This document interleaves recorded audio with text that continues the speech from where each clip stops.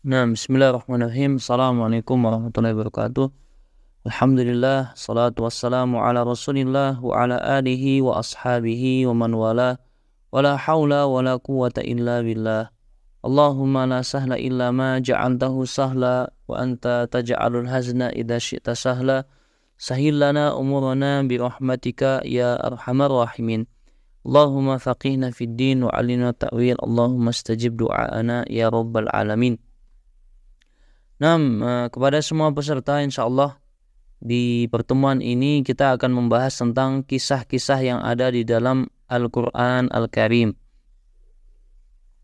Situ disebutkan Al-Babul Khamis Ashar, bab yang ke-15 pada As-Safha Ar-Rabi'ah wal Ishrun, halaman ke-24 di PDF yang kita share. Nah, sebelumnya Qasasul Quran, kisah-kisah tentang Al-Quran.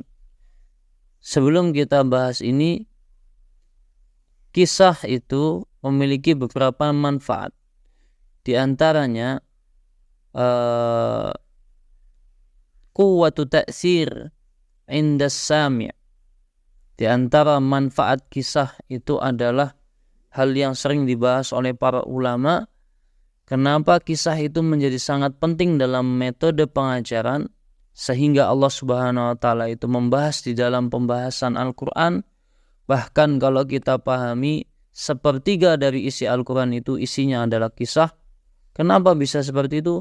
Karena kisah ini adalah uslub, pola penyampaian yang paling kuat dampak pengaruhnya terhadap pendengar.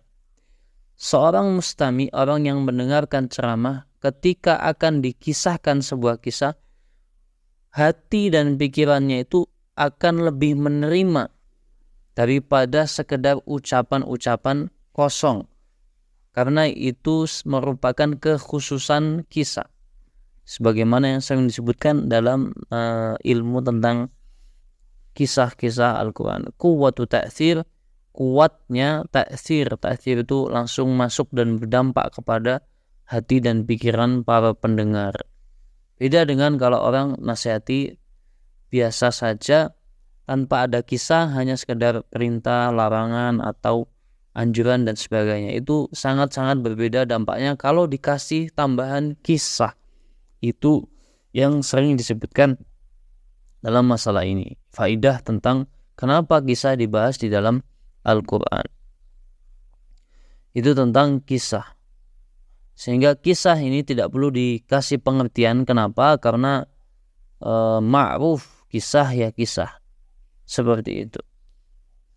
Wa fihi salasatu dhawabit. Dalam pembahasan ini ada 3 panduan. Ad-dhabitul awal, panduan yang pertama, qasasul Qur'ani haqiqatun la khayalun. Kisah-kisah yang ada dalam Al-Quran itu semuanya adalah hakikat, kisah yang benar secara hakikat. Wala khayal, bukan kisah yang diada-adakan. Sebagaimana firman Allah Subhanahu wa Ta'ala, a'udzubillahi minasyaitonirrajim, ma kana haditsan yuftara walakin tasdiqal ladzi baina yadayhi walakin tasdiqal ladzi baina yadayhi wa tafsila kulli syai'in wa hudaw wa rahmatan lil mu'minin. Dalam surat Yusuf ayat 111. Allah Subhanahu wa Ta'ala berfirman, laqad kana fi qasasihim ibrah. Sungguh dalam kisah-kisah mereka itu, kisah-kisah orang-orang soleh dalam Al-Quran, ada ibrah, ada panduan, ada ilmu yang sangat besar. Li'ulil albab, bagi orang yang mau berpikir. Maka haditsa yuftara, kisah itu bukanlah kisah atau cerita yang yuftara, diada-adakan, didongeng-dongengkan, dibuat-buat fiksi. Walakin tasdiqal ladzi baina yadayhi, tapi itu adalah pembenaran dan kebenaran yang datang darinya, dari Allah Subhanahu wa Ta'ala. Wa tafsila kulli syai', dan menjelaskan segala sesuatunya. Wa hudaw wa rahmatan liqaumi yu'minun, dan sebagai petunjuk dan rahmat bagi orang yang beriman. Sehingga kisah dalam Al-Quran itu semuanya adalah kisah yang nyata dan sangat penuh dengan hikmah yang harus kita pelajari. Itu panduan yang pertama. Ad-dhabitus tsani, panduan yang kedua, qasasul Qur'ani salasatu anwa'. Kisah yang ada dalam Al-Qur'an itu ada tiga jenis, dan ini pembagian yang sebenarnya mudah untuk dipahami. Al-awwal, yang pertama, qasasul anbiya, kisah-kisah para nabi. Wa hadha tab'an katsir jiddan fi Al-Qur'anil Karim. Kisah para nabi-nabi tentu banyak sekali. Bahkan tidak usah ayatnya, suratnya pun ada. Ada surat Yusuf, ada surat Ibrahim, kemudian Yunus, dan yang lain-lainnya. Itu semua ada di dalam Al-Quran. Surat-surat dan kisah-kisah yang menceritakan tentang para nabi terdahulu, dimulai dari Nabi Adam, Nabi Nuh, Nabi Musa, dan lain-lainnya. Dan kisah nabi yang paling banyak diangkat selain Rasulullah SAW, Nabi Muhammad, Habibuna Muhammad SAW, Nabi kita, adalah kisahnya Nabi Musa dan kisahnya Nabi Ibrahim. Itu yang paling sering diangkat di dalam Al-Quran. Yang kedua, qasasu aqwamin lam tasbut nubuwatahum. Kisah kaum atau seseorang yang soleh solehah, lam tasbut nubuwatahum, yang tidak ditetapkan kenabian mereka. Mereka bukan nabi, bukan dari kalangan nabi. Fiha ibratun li ghairihim, tapi dalam kisah mereka ada ibrah, ada hikmah besar untuk kaum yang lainnya. Contohnya seperti Ashabul Kahfi, kisah Al-Kahfi, surat Al-Kahfi yang sering kita baca di setiap sholat Jumat, tentang fityatun amanu bi rabbihim wa zidnahum huda wa labitha fihim alfasanatin ila khamsina ama. Sekelompok pemuda yang menyelamatkan imannya kemudian tertidur selama 1000 tahun. Tidur sama 1000 tahun. Kemudian ada kisah Maryam, ibundanya Nabi Isa. Dalam surat Maryam, Kaf ha ya ain sad dzikru rahmati rabbika abdahu Zakaria, dan seterusnya tentang kisah Maryam. Kemudian ada Ashabul Ukhdud dalam surat Al-Buruj, di mana seorang pemuda yang mempertahankan keimanannya sampai akhirnya penduduk desa yang beriman semuanya dibakar semuanya. Itu semua adalah kisah-kisah yang mereka semua tidaklah nabi, bukan juga rasul, tapi diabadikan dalam Quran karena keteguhan mereka, dan ada hikmah yang bisa kita ambil dari kisah tersebut. Itu yang kedua. Yang ketiga, qasasul maghazi wasyar. Kisah-kisah tentang maghazi. Maghazi itu artinya adalah perang-perang, dan siyar. Siyar maknanya adalah kisah perjalanan hidup, kisah-kisah perjalanan hidup Rasul dan para sahabat. Jenis yang ketiga ini perang-perang dan kisah-kisah perjalanan hidup Rasul dan para sahabat Rasulullah SAW. Dan ini juga banyak terdapat dalam Al-Quran Al-Karim di berbagai macam ayat. Seperti kisah Nabi dengan istrinya dalam surat Al-Mujadalah, dalam surat At-Tahrim, bukan Al-Mujadalah, dalam surat At-Tahrim, ketika Nabi mengharamkan madu, dalam kisah tentang sebelum Nabi tersiar kabar akan menceraikan semua istri-istrinya. Itu tentang Nabi yang akan mengharamkan madu, sudah mengharamkan madu. Kemudian ada kisah para sahabat yang turun ayat berkenaan dengan sahabat, seperti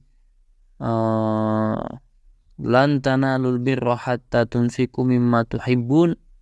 Itu menceritakan turun berkenaan ceritanya juga tentang sahabat Abu Talhah Al-Ansari dalam kisahnya ketika mendengar ayat tersebut.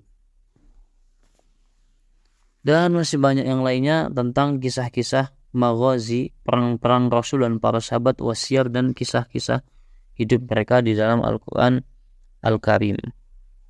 Termasuk juga Al-Lahab, bercerita tentang dakwah Nabi kepada orang Quraisy di awal-awal. Kemudian An-Nasr, kisah tentang Fathu Mekah, dan masih banyak yang lainnya. Seperti itu. Itu kisah-kisah yang berorientasi pada Rasul dan para sahabat. Kemudian yang panduan yang ketiga, ad-dhabitus salis. Panduan yang ketiga, tukarrarul qissatu fil Qur'ani li ghayatin hisanin. Diulang-ulanginya kisah yang ada dalam Al-Quran itu tidak lain dan tidak bukan adalah untuk tujuan-tujuan yang baik. Seperti kisah-kisah yang diulang biasanya itu memiliki maksud dan tujuan-tujuan yang Allah ingin sampaikan dalam bentuk yang berbeda. Ada beberapa tujuan kenapa kisah-kisah itu diulang. Yang pertama, diulangnya kisah dengan niatan untuk menguatkan keimanan. Sebagaimana kisah-kisah keteguhan Nabi Muhammad SAW dalam dakwah, kemudian Nabi Musa, kemudian Nabi Nuh, Nabi Musa yang paling sering diulang, dan Nabi Muhammad, Nabi Ibrahim. Sehingga kisah-kisah tersebut diulang untuk memantapkan keimanan dan keyakinan akan kebenaran Islam. Gitu. Yang kedua, kisah diulang untuk menyampaikan pesan berbeda dari satu kisah dan kisah lainnya. Misalkan dalam kisah Nabi Ibrahim, di satu sisi Allah ingin membawakan kisah tauhidnya. Di satu sisi Allah ingin membawakan kisahnya membangun Ka'bah dan mengajak manusia untuk haji. Kemudian dan sebagainya.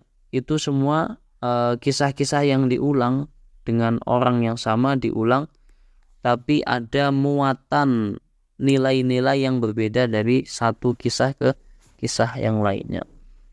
Itu tentang masalah kisah, dan masih banyak kisah-kisah yang lainnya. Perlu dipahami bahwa kisah itu memiliki peran yang besar terhadap membentuk kepribadian dan orientasi anak-anak kita. Kita harus menanamkan kepada generasi kita sirah-sirah sahabat, sirah-sirah Rasul, orang-orang soleh terdahulu, supaya mereka bisa mengikuti mereka secara real, secara nyata. Bukan hanya cerita teori, tapi ada praktek orangnya, kita tinggal menirukannya. Sebagaimana dalam ucapan hikmah yang disebutkan, fatashabbahu wa illam takun mislahum fa inna tashabbaha bil kirami falahu.